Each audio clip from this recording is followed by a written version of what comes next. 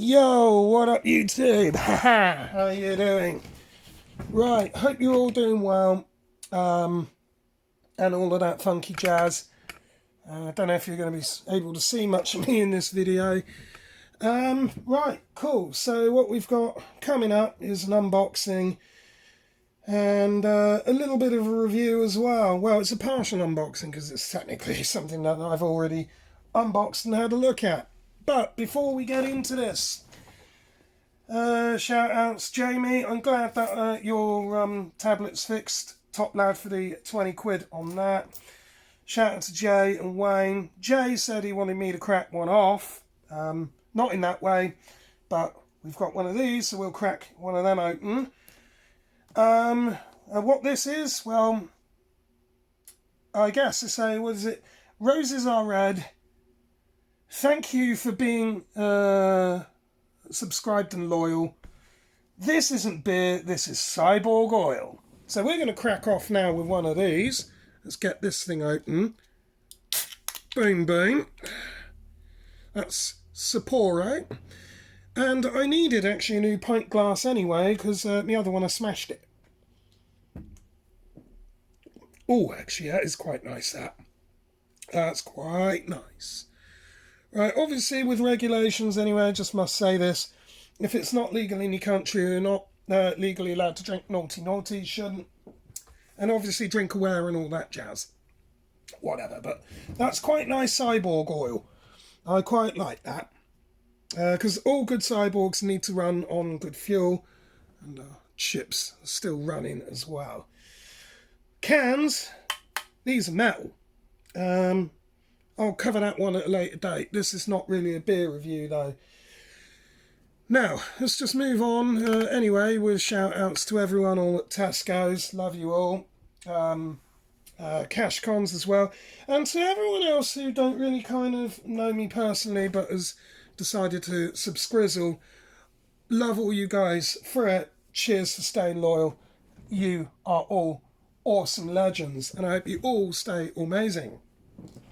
Anyway, right, let's just rock into this now. Okay, before we get into the unboxing, TV is still not repaired. As you can see, all the parts are out. But the alert among you will know that there's something else that's appeared here, which it was over that way previously. It's that sort of netbook tablet hybrid thingy. Now that's there for a reason, because we're going to do the unboxing. So without further ado, let's cut the rest of the crap and let's get this done. Also, we have a fluke multimeter there because something with this is probably going to toggle my boggle or boggle my toggle, whichever way round it you want to look at this. So after another glug, let's get in and have a look at the unboxing. Right, what we've got is the Hantek 6022BE sort of USB digital oscilloscope. Now this one sports the 20 megahertz bandwidth, and the real-time sampling rate on this is 48 megasamples per second. So this is by no means kind of anywhere near top of the range. Well, obviously not, because from Amazon it only cost $59.99, so that was the deal.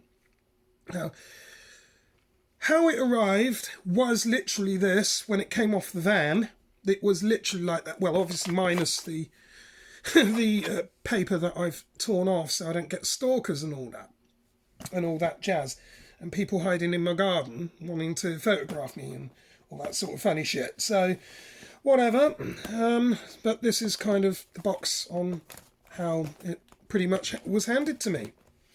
So I thought, well, before I did the unboxing, I'd actually open this up and have a look myself just to make sure it was all there, because I wouldn't want to do a sort of unboxing video and yeah, something's missing and then I'd have to hand it all back and all go for refunds. But anyway, this is it. So Hantek is who makes this thing. Features, USB interface, plug and play, No need power cord, so that's fantastic writing there. Auto setup makes the measurement as Child's Play. Well, good. Software support Windows 2000, XP, Vista, Win 7 and Win 8, which is interesting because the alert among you will know that I've got Win 10, and I know that this already works on Win 10. Waveforms can be exported as Excel/Word file. Well, that's handy, particularly if we're going to be doing design or any long-term hack projects or anything like that, or we need to make data sheets for any reason, such and such, like that could actually be quite handy. Spectrum Analyzer FFT, again, that's kind of good. External trigger input, again, yeah, kind of good as well, but that's most likely going to be done on the interface side, which will be on the computer. And cursor measurements as well. Right, and there's a picture of the back end of that. Now, what you would think is a fail here, just before we tear into this, where it says software support for Win 2000 XP, Vista and that, well, that picture there is interesting because that actually looks like a MacBook. Further research on this, though, actually kind of makes this kind of pretty cool. Reason being is because somewhere I'm pretty sure I've read that this unit will work on not only Mac, but apparently on iOS and Android as well, and also Linux. So if that is the case, then this should work on all of the world's most common operating systems. What I can't vouch for if it would work on a virtual machine, like either VirtualBox or VMware. Now, that will be interesting. That's something that I'll look at another day.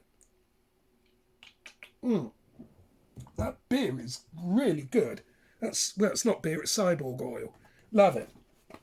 Okay, what else? Just before we get into this, as usual, markings. CE, probably some export thing it might mean.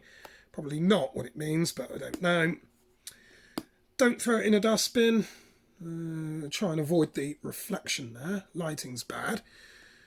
Don't throw it in dustbin. Recycle, yes, and claims it's ROHS compliant. Well, maybe not, but there we are, and it's made by Hantek. I don't think that's got anything to do with Hannah or Hanson or anyone.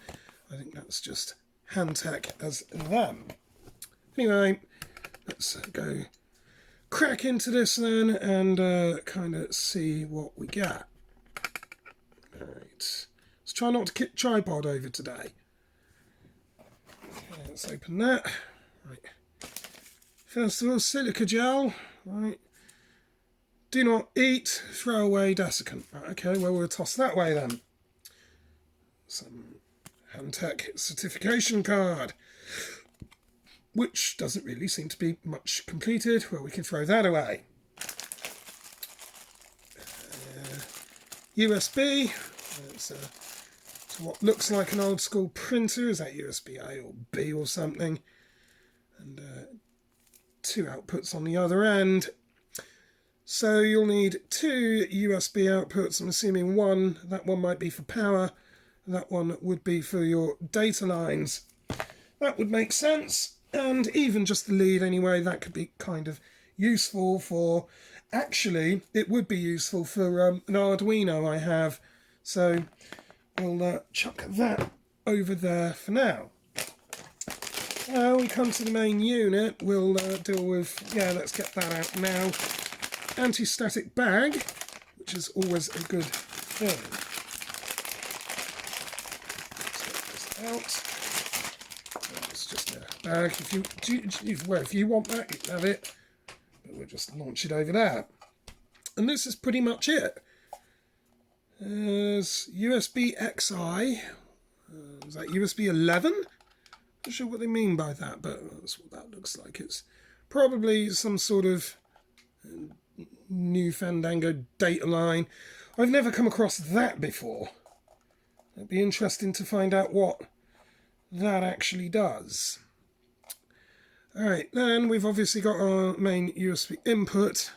This is at the back side. And on the front, well, this is a 2-channel scope then. The better quality, more expensive units are 4 or more. But okay, 2 channels, we can work with that. Yellow's channel 1 and blue is channel 2. Then over here, well actually on the far left side, where is it? Is there a power LED on here somewhere? Oh yes, there's, you can't really see it, there's a power LED over in that corner. Then here we've got, let's just sort of look at that. 1 kilohertz, 2 volt. Alright, so that's going to be a testing point. And then next to that, on the right hand side, you've got a grounding point there. So that's basically that, and that's the underside. And this is the 22BE. As we said, 20 megahertz sample rate, 48 megahertz, no, sorry, megasamples per second. There we are. Okay, so that's the main unit. We'll just set him off carefully to one side. Actually, just before we do, on a side note though, this is kind of made of rubber, so you could either have it like sideways on your bench, or you could have it like up that way, or I suppose you could stand him upright, well, whichever way you wanted, or just have it laying flat, which is what we'll do for now. So he's off to one side. Then in here you've got 1 set of probes, and yeah, boy, right, okay, these sort of look fairly cheap as well. And that grounding strap actually is quite interesting because that's tiny. So that would be interesting anyway, and that's why I've also got my multimeter out as well. And I don't know if you'll be able to see this, but there's a pull down cap there. You going to be able to see this? Probably not. Where's the camera? Focus you down thing. Yeah, you can see that. So you pull down on this, and that's got a sort of hook on there. You can take this off as well, and then it would have a exposed tip, which you can put a cover on there as well. And then you've got this switch on there, which looks like 1 times to 10 times. So you can adjust that. And you've got these caps here, which I've already put one on for blue. So you can set those to, you know, the different coloured caps in there for that. Now, this does actually have 2 of these leads. I'm tempted almost in a moment to get my multimeter out and check what the resistance is across that, because I doubt that's going to be copper wire in there.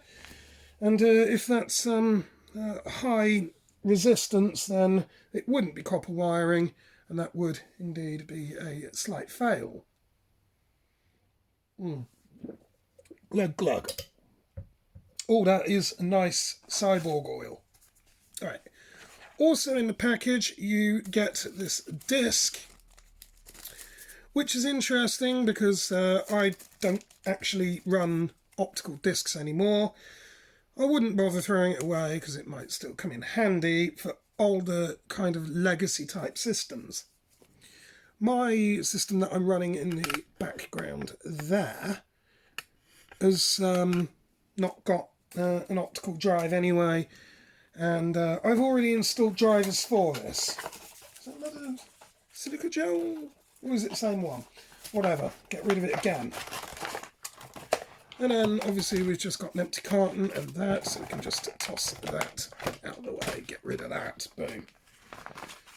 Then we've got obviously another one of those sort of leads with the rest of the kind of dubious kind of plastic rings there, and plastic cover or collet or whatever, and a screwdriver, I'm assuming, to adjust, well, something there. Not quite sure what that's meant to do. Maybe the cap puller on this, possibly. Maybe, or maybe it adjusts some setting in there. That'll be worth a look at some point. Alright. So, that's kind of the unboxing. Now, Win 10, we have got that running. So what we'll do is have a look at that as well. I am just intrigued, just before we get going, to what the resistance is on that. Oh gosh, those look a bit fragile as well. Actually, those prongs are quite fragile on that. So if you can see that, they seem like they're going to break. And that is just too small. What are you going to ground that to anyway? So we might actually need to come up with another idea for that. Okay, what I'm going to do here, if you're going to be able to see this, let's just check, first of all, if it even has continuity on it. So we go to that, hit that, and let's just see. Because if it doesn't have continuity, straight away that would be a fail, wouldn't it? So let's get one on there, and surely not. Surely. Right, 0 ohms, so that seems fine. It seems okay. We'll just check that again on the ohms. Let's just connect on there, like that. You're not in view there, I don't think. Right, so we've got one there. Let's just get the other probe and turn that back on.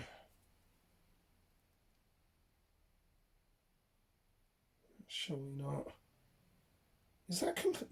Oh no, it's disconnected itself, isn't it? Let's actually pull that tip off. Yeah, for now, let's do that. Okay, let's try again. 0.3 ohms. That does seem maybe. I don't think that is copper then. Maybe. It's coming up, there's 0 ohms there. 0.3. Maybe. Maybe it's copper, maybe it isn't. Who knows? Let's put that one back on there. Which goes on this way, like that. It just snaps on. And let's test the other one. Should we actually... in fact, what we'll do... Let's have a look at these ends here. Now, I already actually have tested these, and they do seem to work, but let's just put this on here. Should be able to hook our probe. Let's hook that on there. Like that. And let's test in here. 378 ohms. Okay. I wonder if that's because of... Not sure what the story is with that. There must be something else in there then. It's not coming on at all, is it? That's interesting. So why? Do that then. Let's open there. It is odd. 377 ohms. So that switch there obviously does something.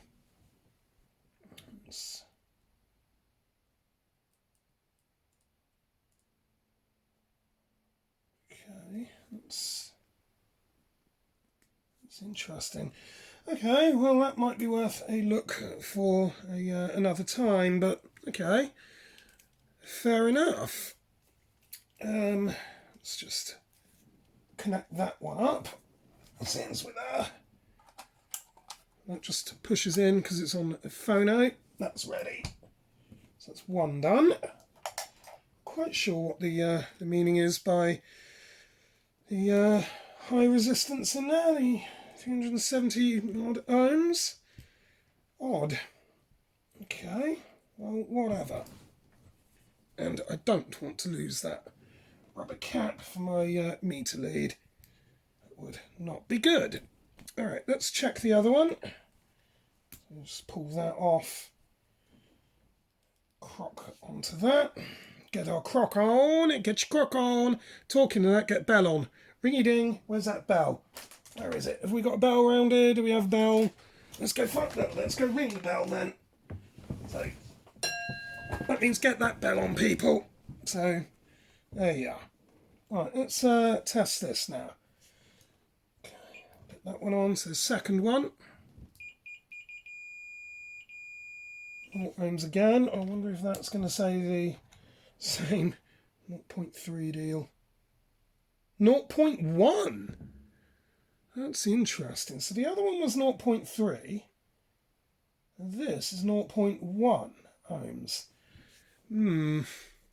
Think of that what you will then. Yes. Isn't that odd? 0.1 ohms though. I don't think that's copper wiring in that. I think that's probably some clad aluminium or something. Or it might have something to do with the steel connectors on each side. Nonetheless, it's quite a difference though. 0.2 ohms. Might not seem much, but it could be quite a difference. Let's see what we get here on this one. So we'll attach this one, and we'll see if this is any different from what we saw earlier.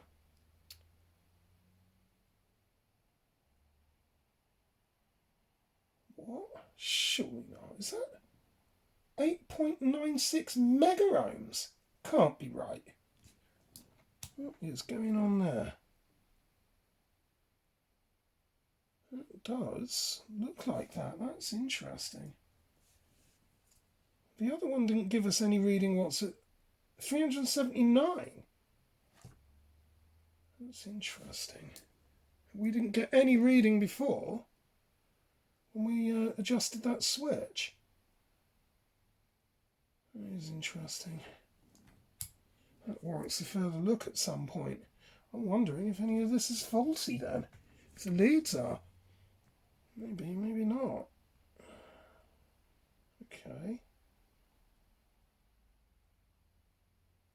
That's interesting. That is interesting. Okay. That's probably going to be a story for another day, so might actually have to have this calibrated then. It might be something to do with that, but okay, fairly dubious, but alright.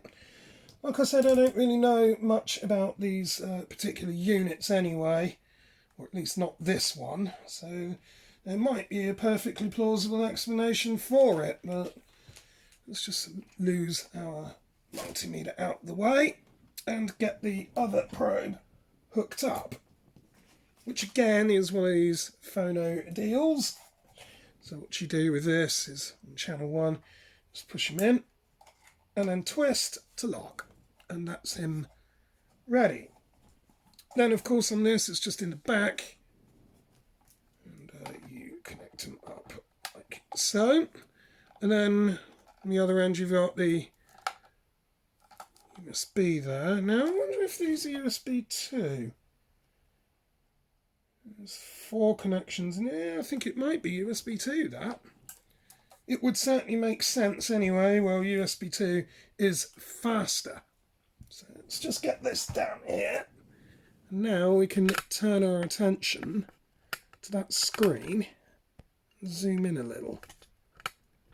Right. Now all we've got to do is hook him up.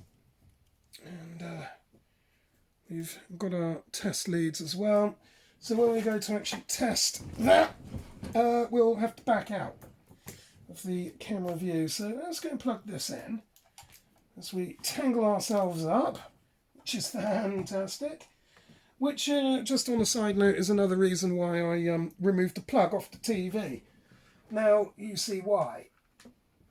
So that just goes, well, one does not simply plug USBs in the right way. First time today? Yes, they do. So we've got this plugged in. And then it's just a case of enter password. There we are. I don't know if we're going to be able to see this very well. This machine is a pile of garbage anyway. But then, oh, there's a flashing red light there, as we said on our unit. The machine is a pile of garbage, so I'm not really expecting miracles with this. If it's even going to play ball now. Ah, there we are. Right. Okay, so we've got some resemblance of a desktop background. The app is already here, and what we do is either double click that or run it. Come on. There it is, it's running, and it looks like it's found the scope, actually. Running. So is that it? Has it found it? I think that might have. I think that has. So what we can do now, what's going on now? Okay, right. So it's now doing something. Now what we're going to do is take probe 1 and let's back out while I do this. And we'll go down to that. And we're going to attach him to our test point. And we've done that. Straight away we can see a kind of different waveform that's displayed. How good is that though? You can hit auto on that. Hey, look at that, how good are you? Run that. We can adjust all of this as well. How good is that? So we can actually see the peak to peak as well on here. We can look at this. Let's have a look. That maximum 264 millivolt, minimum it's minus 56.5. Peak to peak is 320 millivolt. 264 and 56.5 dosing. I think that pretty much comes to that. Minus 56 and the 264 plus 320 millivolt. Okay. So at the top of that, so it's a sine wave or something, and top of that peak is 264 millivolt, and the base of it should be something like minus 56.5, which it is. So that would be sort of down there. And the middle would be 104 millivolt. Okay. Yeah. Seems okay, that. So, as you can sort of see, for £60, actually, this doesn't seem too bad. I'm just a bit dubious, though, over those test leads for some reason. I don't know about that. Let's attach a second one onto there and see what happens. Oh, okay. Wonder what is going on there then. Let's see if we can get that hooked in. It might not. I don't know if we can. If we can get that to. It's not going to stay put, is it? That's awkward. I wonder if we can sort of hook them together. Yeah, we can. And then we've got something that looks like that. So, interesting.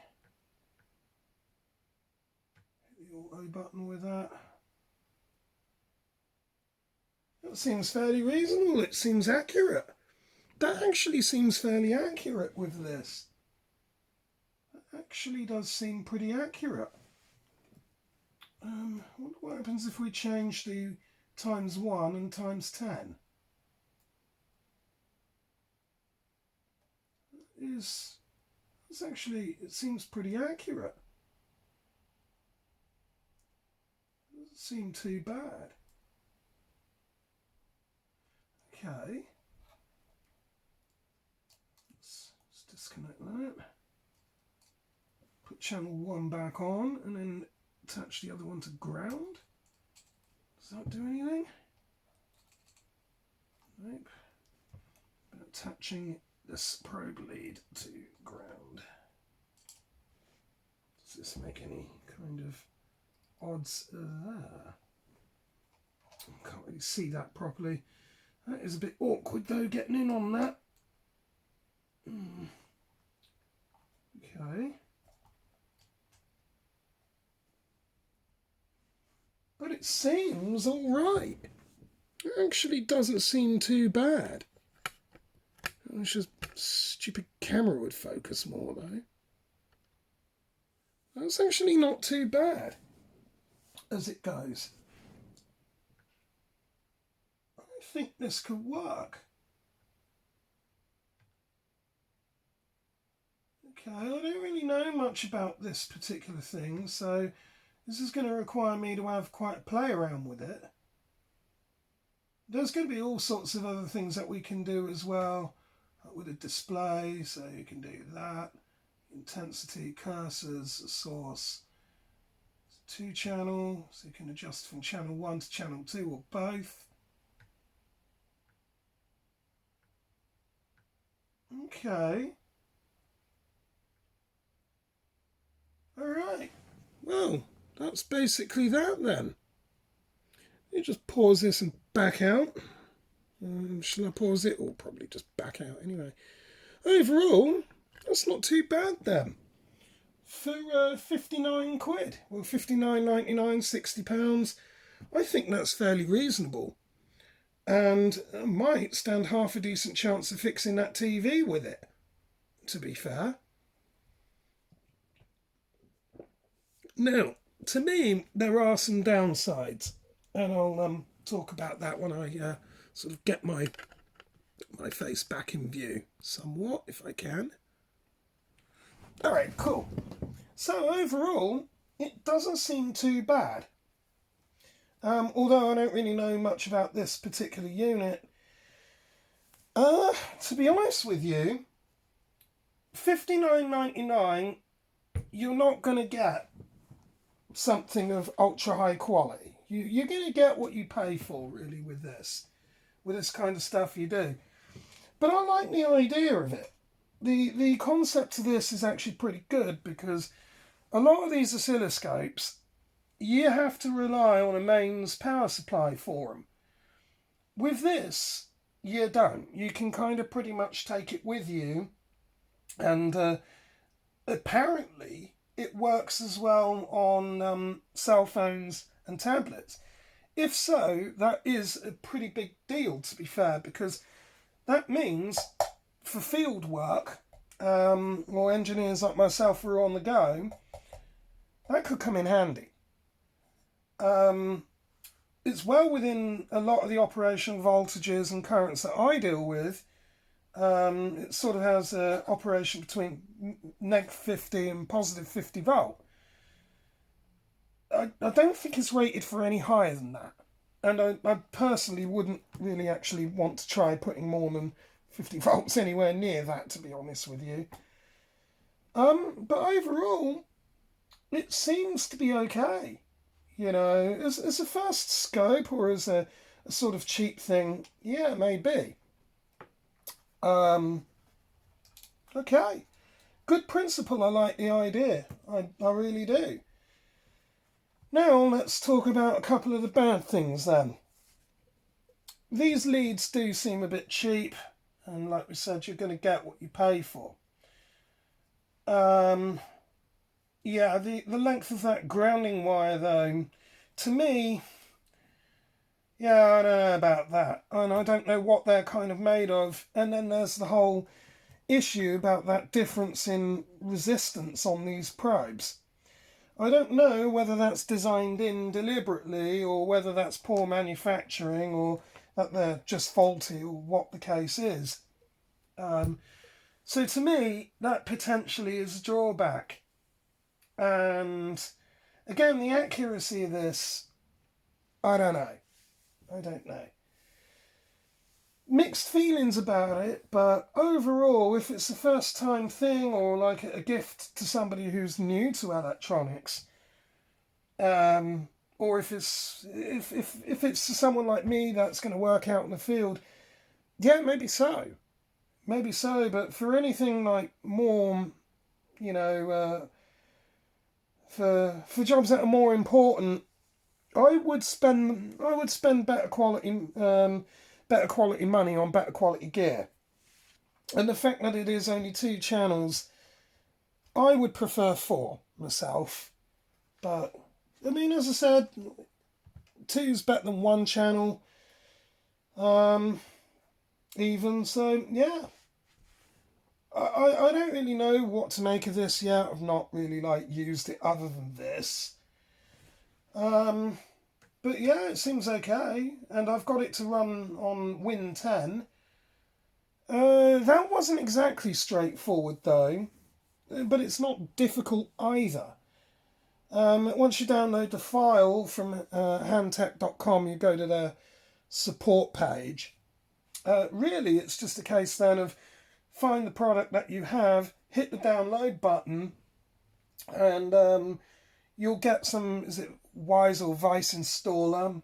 It's like really archaic kind of installer, and it may well work.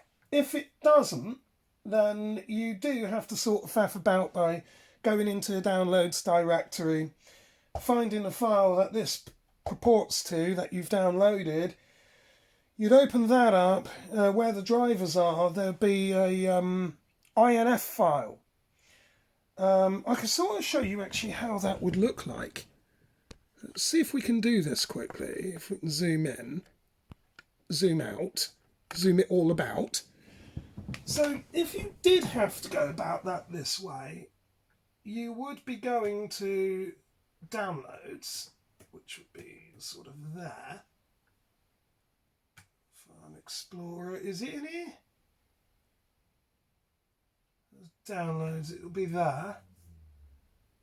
And where the hell was it? Was it the software? I think it was in software. So we'd open that.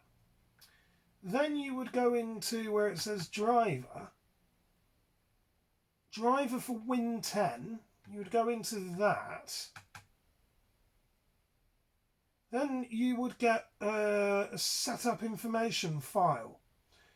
And what you would essentially do is double click that and open it. Do you want to open it? So you'd hit open. So is that the one? No, that wasn't the one, was it? Was it that one? What was it? You right click on that. And properties. I don't remember exactly how I did this. No, you might have had to go into Device Manager first, sorry. What am I on about? Let's see if I can do it. I did sort of... I can't remember exactly how I did it, but I did do it anyway. And where are we? Well, so we'd have to find it. There it is. So we'd go into that. Into that. What is it? So... somewhere in here. I can't exactly remember how I did this now.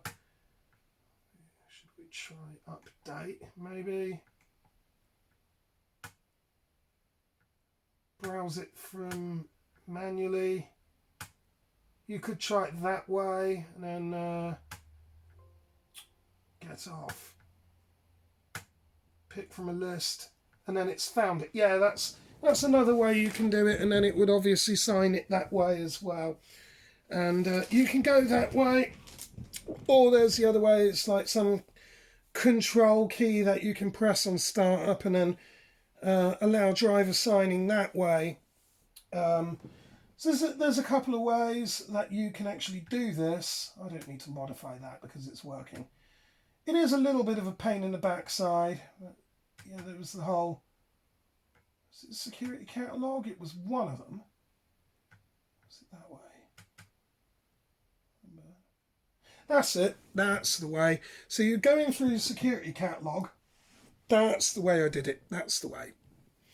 Right. Then you would go into View Signature and then View Certificate.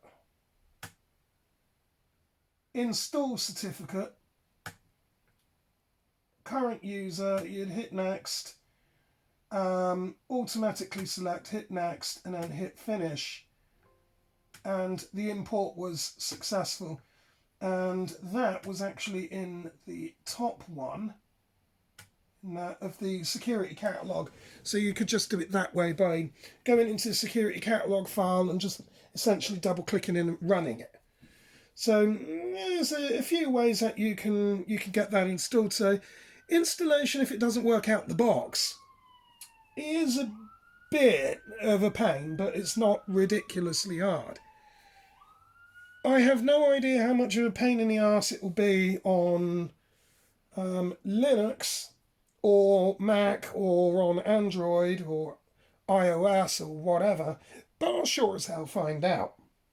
And as I said, I don't know if it actually runs on VMware or virtual machines. I'm assuming it should do. If you can get it installed this way, I don't see any reason why it wouldn't work on virtual machines, but you never know.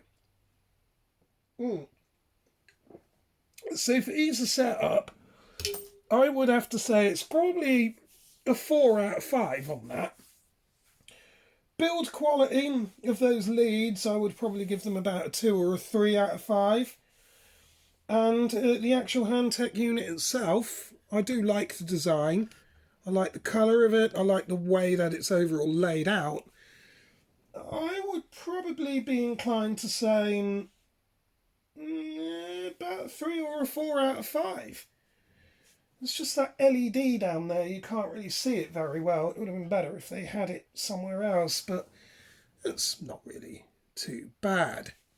So all in all, well, we'll see how the product fares in a real world scenario, and then we can always do further testing on that and check it for calibration, or I'll have it properly calibrated first of all, get a certificate for it. That may cost quite a lot of money to have it done, but at least then we'll know that it's correctly done. Yeah, so that's the Hantek 6022BE. So not bad, actually, not too bad at all. So there you are, people. I hope that you sort of enjoyed that little kind of preview. I've still got this filthy TV to kind of fix. There's still the supply card for it. And I'm still waiting for the parts to turn up. So when they do, then we can try and go through the repair on that. Because I do want my my relaxing area sort of back up and running properly. I don't really want all this here. It's just too much. And yeah, I'd just sort of rather have everything back the kind of way it was. But, you know, telly gone bang, and unfortunately telly gone bang. That's just the way it is, but hey ho. I mean, I suppose we got a oscilloscope out of this anyway. But yeah, it's not too bad. I mean, that's technically only cost me 40 quid. Because of obviously the job I've done for Jamie. Well, in fact, no, it was less than that. Because I helped someone else out with an iPhone and they bought me a few beers for Christmas anyway. For saying cheers. So actually I've earned 30 quid for all of about half hour, 40 minutes worth of work. So that's technically then, now, it's cost me 35 quid because I've still got some cash left over and I bought myself some other trinkets. Trinkets, whatever. cyborg oil. Not bad. Not bad. So, cheers all for watching this. I'm going to let you know how we get on with this. I'm probably going to end up buying another one of these, rated for high voltage, and higher current load, in case we have to deal with, we have to start really querying this. In the next video, we're going to take more of a look at that, and we're going to show you exactly how this sort of went wrong, and what I propose to do about it. But until then, stay amazing. Thank you all for staying subscrizzled. We covered the bell, we covered the that whole business, and yeah, I guess I'll see you next time. So high fives, boom, see you later.